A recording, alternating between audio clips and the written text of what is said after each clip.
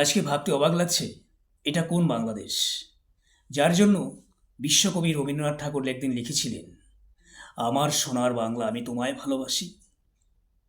ছন্দকবি সত্যেন্দ্রনাথ দত্ত লিখেছিলেন, কোথায় ফলে সোনার ফসল, সোনার কমল ফোটে রে, সে আমাদের বাংলাদেশ, আমাদেরই বাংলারে। যে বাংলাদেশের স্বাধীনতা আনবার জন্য হাজার হাজার হিন্দু শহীদ হয়েছিলেন, এ কি সেই বাংলা? আজকে যেন কোথায় গুলিয়ে যাচ্ছে। গত 18 ডিসেম্বর বৃহস্পতিবার দীপু দাসের নির্মম নৃশংস বর্বরচিত হত্যাকাণ্ড সারা বিশ্বকে দেখিয়ে দিল এই বাংলাদেশ আর সে বাংলাদেশ নয়।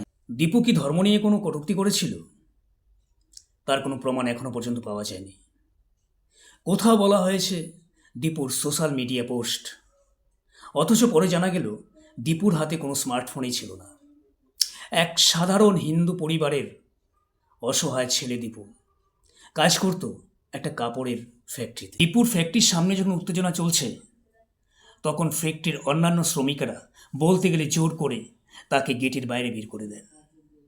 দীপুকে ধরে ফেলে প্রথমে পুলিশ হেফাজতে নেওয়ার চেষ্টা করেছিল, কিন্তু পুলিশের হাত থেকে দীপুকে ছিনিয়ে নেয় উগ্র মৌলবাদীরা।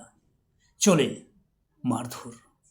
দীপু যখন আধমরা হয়ে পড়ে, তখন তাকে গাছে ঝুলিয়ে দেওয়া হয়, আগুন লাগিয়ে দেওয়া হয় দীপুর শরীরে। একটাই আওয়াজ বের হয়ে আসছিল, বাঁচাও বাঁচাও।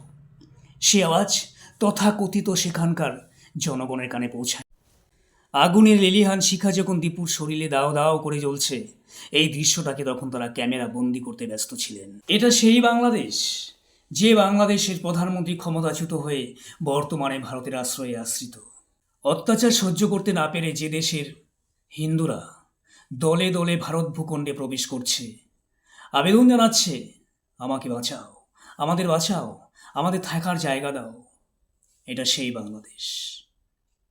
ভাবতে পারছি না এটা সেই বাংলাদেশ যে বাংলাদেশে একদিন আমাদের পূর্বপুরুষরা বসবাস করতেন।